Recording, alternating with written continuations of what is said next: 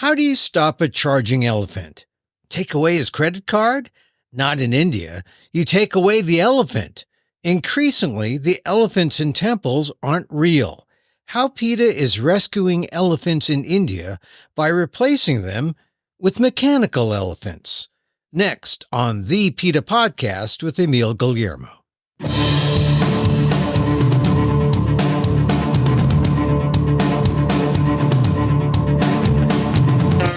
Welcome to the PETA Podcast. I'm Emil Guillermo, your host for this inside look at animal rights, brought to you by PETA, the largest animal rights organization in the world. On today's episode, mechanical elephants in India. These aren't little wind-up toys, nor are they like mechanical bulls of urban cowboy fame. PETA has begun a trend where the elephants used in temples and in public gatherings are being rescued and put in sanctuaries and replaced by life-sized mechanical elephants. Poorvah Joshipura, Director of PETA India and Senior VP of International Affairs, PETA UK, says it's a plan whose main purpose was to stop the abuse of elephants in temples and the danger they pose to themselves and others when an angry elephant gets loose and rampages in public.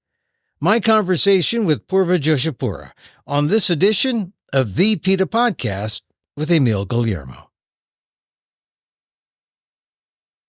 Thank you again, Poorvah, for being with us. Welcome again to the PETA Podcast. Thank you again for having me. So this is an interesting story. I say it's a big story because we're dealing with big elephants. And, how big are these elephants usually, the elephants that are held at the temple? Asian elephants, they're huge. Oftentimes the male elephants are used at these temples and other events. They have huge tusks. These elephants are so cruelly treated in order to force them to do tricks and so on at the temples and at the various places where they're used in captivity in India for rides and so on. And that makes them dangerous because the elephants do often get frustrated. They do lash out. They often kill tourists or the devotees at the temples or their handlers.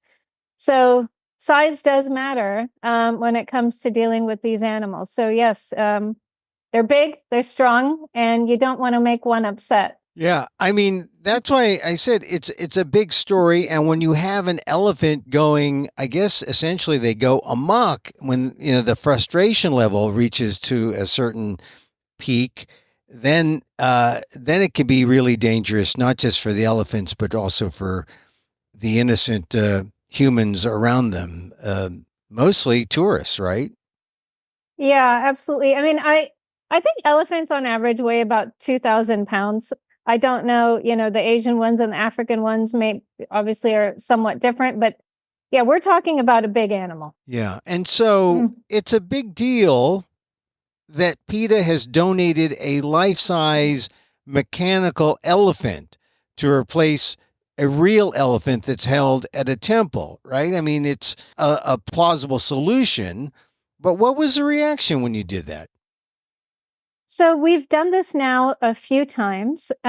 We first donated a life-size mechanical elephant. So this elephant is 3 meters tall. That's 800 kilograms in weight. So 800 kilograms is it's around the same weight of an elephant. It's 1,700 pounds, a little more than 1,700 pounds our mechanical elephant weighs. 3 meters tall makes the elephant about almost 10 foot in size. So we're talking about a real life-size elephant, a mechanical elephant who flaps his ears, swishes his tail, moves his trunk, can spray water out of his trunk, can do all of the things that a real elephant does, but does not get lonely, does not get thirsty, does not get hungry, does not get upset, is not going to attack a devotee or a tourist or become dangerous, and does not mind being used. Once again, these elephants are used in the temples. How? Not just to ferry tourists around, but they're actually used in ceremonies, right? That's right. It's sadly very common in India, especially in South India, for live elephants to be used for temple ceremonies or simply to be at the temple, almost like a living statue. These elephants are chained. They're forced to live their entire lives on a concrete ground.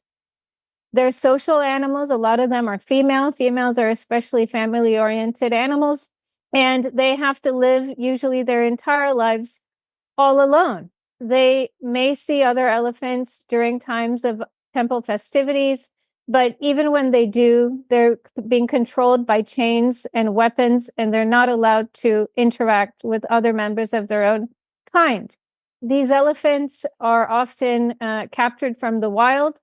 Many of them don't have the correct paperwork, which means that they're illegal, which means the use of the elephants at the temples and for rides and so on that they're used in India often has contributed to the illegal wildlife trade. There are some elephants who are undocumented and are maybe trafficked, huh?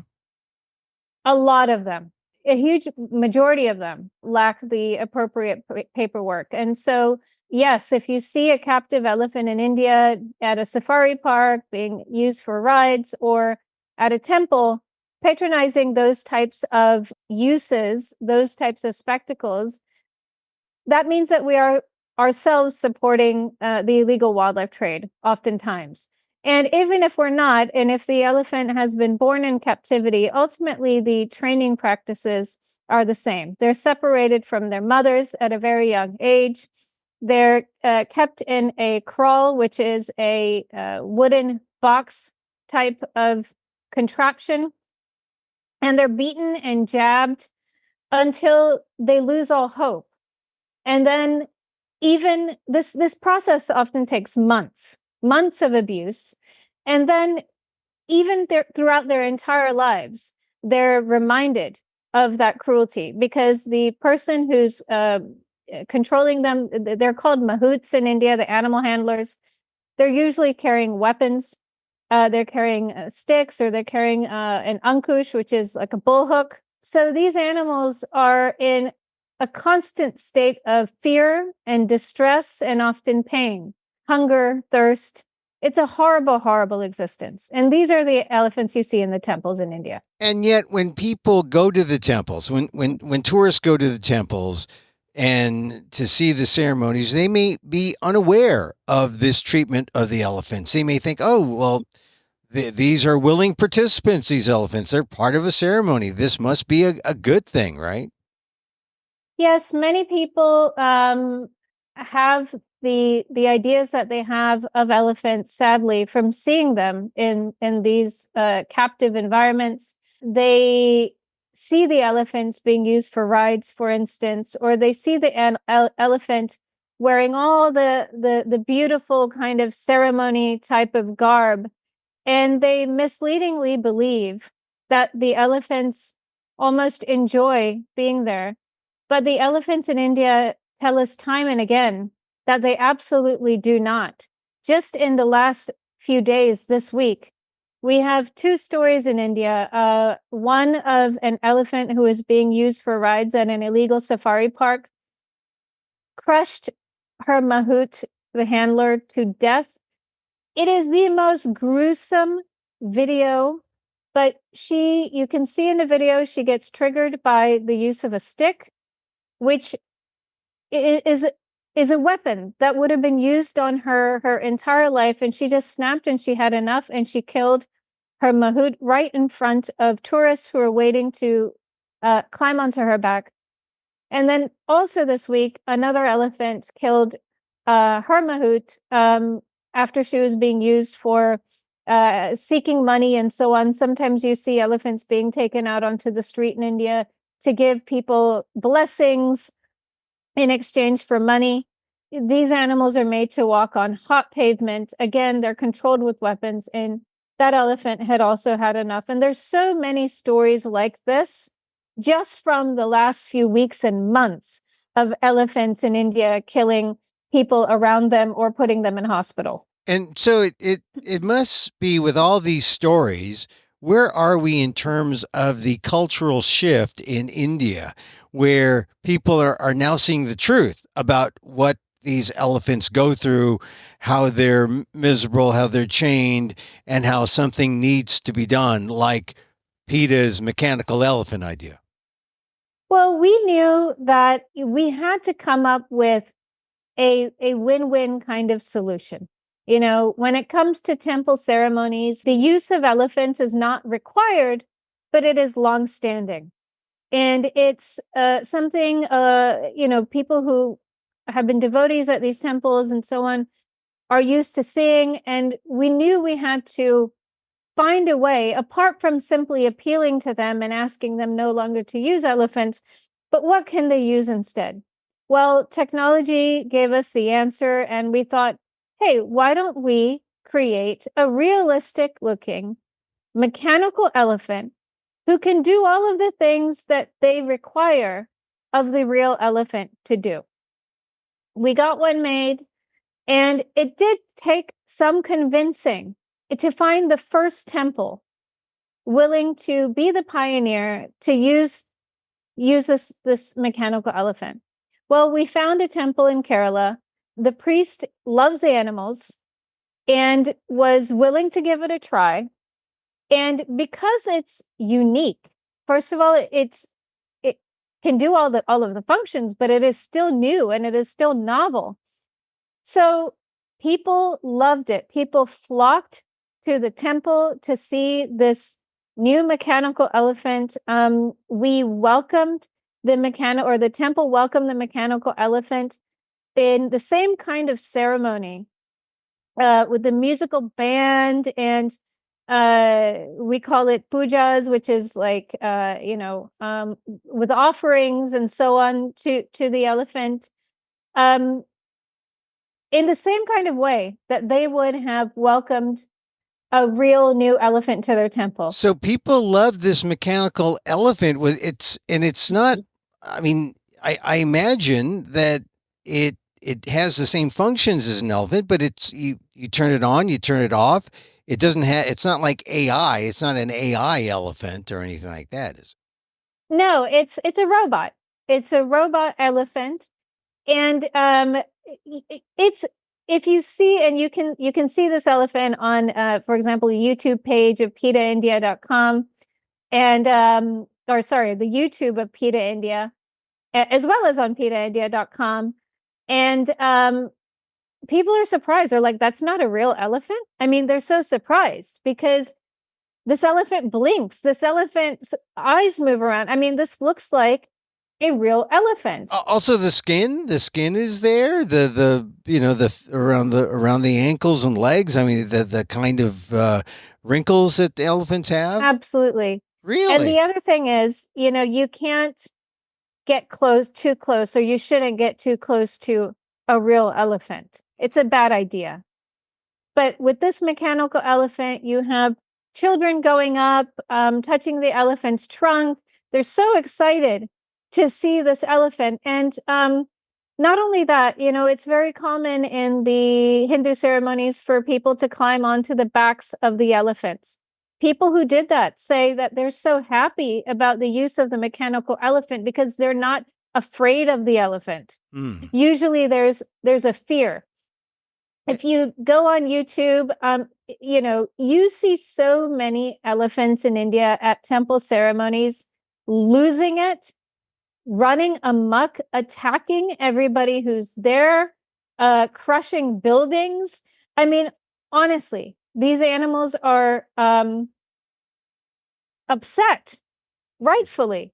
They don't want to be there, and they show us that all the time. It's a safety issue as well. So this is as you say, a safe way, but tell me about how you went about finding someone to build a robot. I guess the tech exists down there in India, and tell me about what was involved in the cost. We found an artisan who was making these types of kind of sculptures, and we had a conversation with that person, and worked on a prototype, and he's very skilled. Now we have several different suppliers who also can make this type of elephant, because we now have so much demand for these elephants that we are now working to meet that demand. So we had to find more suppliers also for making these elephants. Now, what kind of, excuse me, Poorvah, what kind of colony have you started? A colony of mechanical elephants? How many of these are there in the world? I was just reading about how the woolly mammoths, thousands of years ago, found themselves isolated in some kind of Arctic island, and and it wasn't inbreeding that caused them to go extinct. It was something else. But now you have these mechanical elephants. How many are there in existence now? What's so amazing about it is that it's not only the ones that PETA has introduced to temples. So PETA has introduced so far 4. 4. Yeah. Let's see. 1 we did. Yep. This is our 4th one that we introduced to a temple.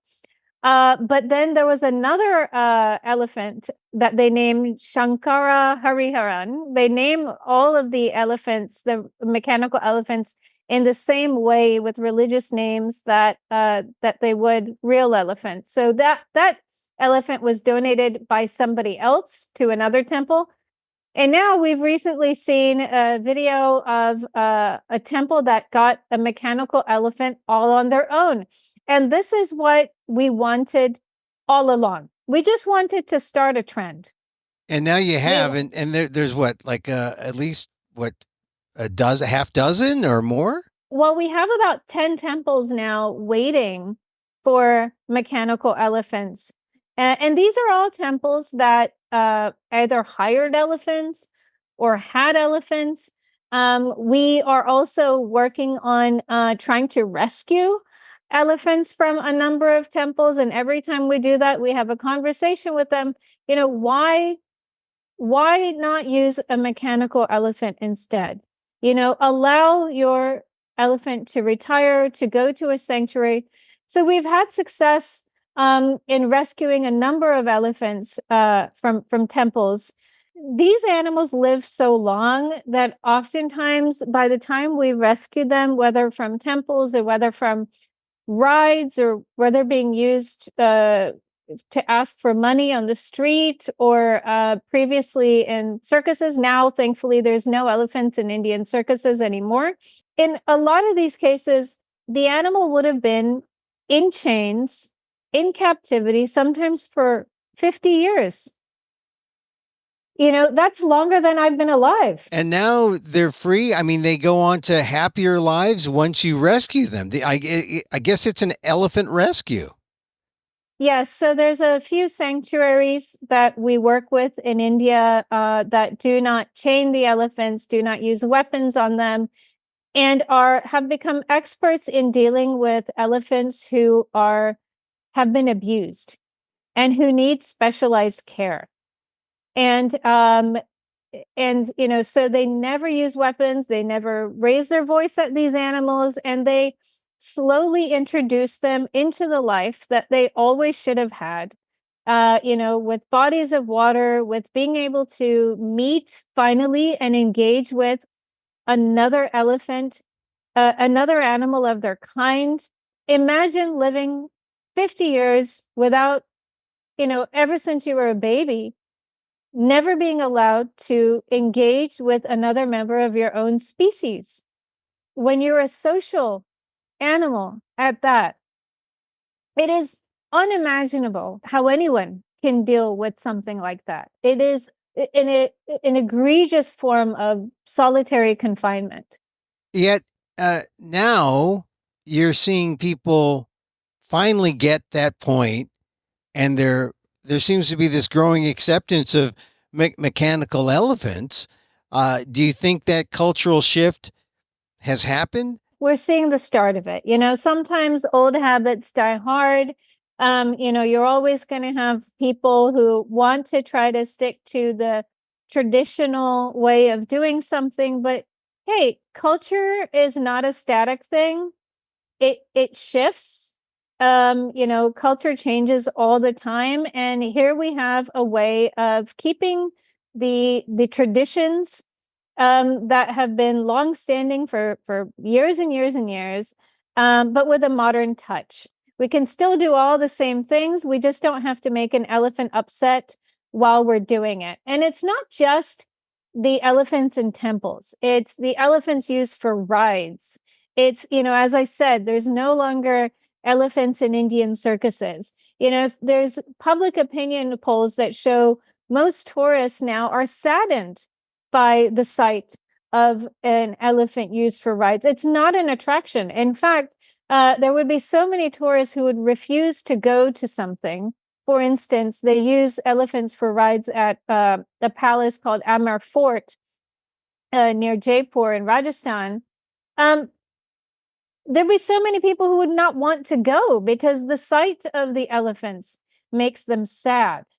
And so we are seeing a cultural shift all around. And, that's what PETA is so good at doing. There was a time that you saw people wearing fur on the street everywhere, in New York or Paris and so on. Now it's such a weird thing to see anybody wearing fur. I guess the worst thing that can happen to a mechanical elephant is it runs out of batteries. Yeah, I mean, I suppose that would be the worst thing. And we have also thought that through. And so whenever we provide these gifts to the temples, we also make sure that they have a resource to quickly fix any mechanical errors that might happen with these elephants. But so far we've never had to fix one. So they're pretty well made. So it's kind of a computerized elephant. I mean, it runs on. No, it has some type of motor. It's not computerized. It's got some kind of, motor type function, is what I understand. So it runs not on electricity, but on I think it runs on electricity, I suppose. Well, it's not. Yeah, you're right. It's not run on electricity. It's run on some type of motor. I'm not sure how. It doesn't have to be plugged in, if that's what you mean. Yeah. And yeah. When I first heard about the mechanical elephant, of course, having lived some time in Texas, I thought about the mechanical bull. And people get into that, in bars. I've never ridden one. Well, I won't admit to it. And maybe because I didn't ride it very well and fell off, I couldn't hang on.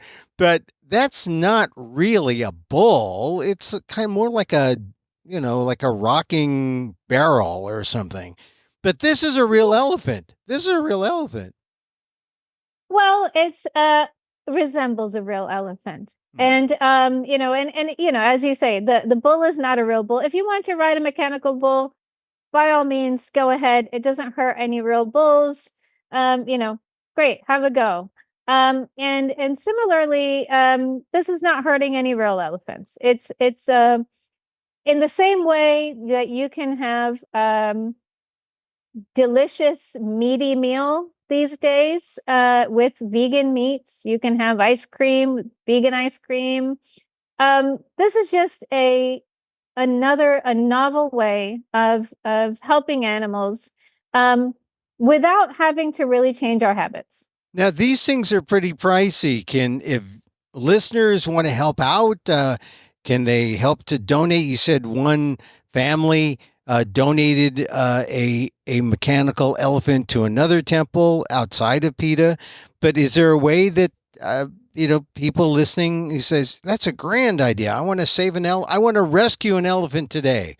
Because you figure of course, we would love for people to contribute toward the mechanical elephants. As I said, we have about 10 temples, waiting to receive one. And we plan to keep this project going until it starts just happening by itself. Like, as I said, there was a temple recently that got a mechanical elephant on their own. And the more that people see these mechanical elephants in use, and the more they get used to seeing them at their local temple, the more temples will want to use the mechanical elephants. Right now we have a handful, and yet there's so many elephants at Indian temples. This is a drop in the ocean, so we still have a long way to go. Yeah. And like you said before, the elephants are seen almost like statues, these mechanical elephants. And just like you would have a mechanical statue of a god, or not a mechanical, but just like you'd have a statue of a god, you wouldn't have a living god there. I mean, yes, it's a very similar concept. It's like the elephants are seen as representatives of Lord Ganesha. It's the Hindu god with an elephant head. And but what people often fail to realize is that an abused animal can only curse. That animal can never bless. How can you get blessings from somebody who is so sad and so abused? It just can't happen. Increasingly, people are realizing this, and increasingly, people are feeling sad and speaking out and asking their temples to do better, to send the elephants that they have to the sanctuaries. If they had an elephant who passed away, not to get another one, to consider other options. Poorvah Joshipura, Director, PETA India, and Senior Vice President of International Affairs, PETA UK. Poorvah, thanks for being on the PETA Podcast. Thank you so much.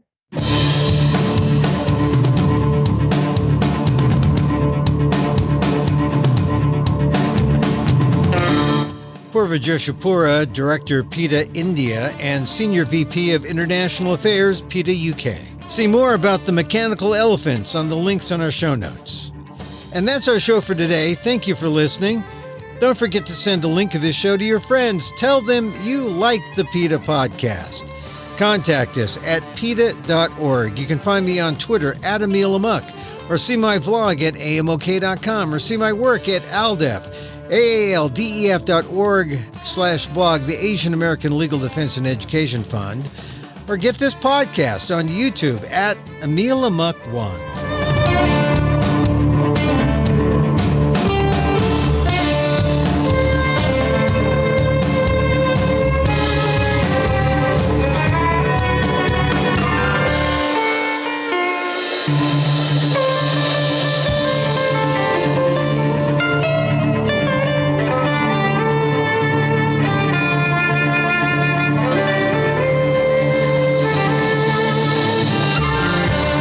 Once again, thank you for listening. Check out all our episodes on your favorite podcast app or on Apple Podcasts, where you can subscribe to as well as rate and review the show.